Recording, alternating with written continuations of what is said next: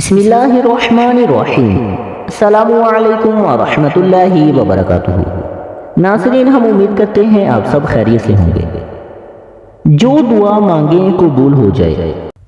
حضرت سیدنا انس رضی اللہ تعالی عنہ بیان کرتے ہیں کہ وہ ایک دن رسول اللہ صلی اللہ علیہ وآلہ وسلم کے پاس بیٹھے ہوئے تھے اور ایک آدمی نماز پڑھ رہا تھا۔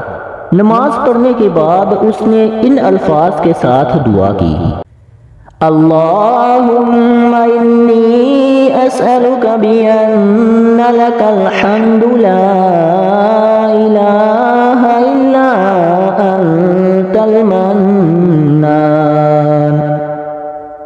انت المنان بدیع السماوات والارض یا ذا الجلال والاکرام یا حی یا قیوم۔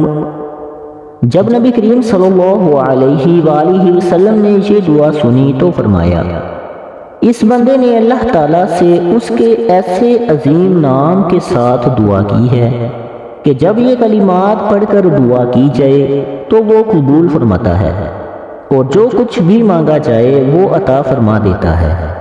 سبحان اللہ۔ اللہ پاک عمل کی توفیق عطا فرمائے۔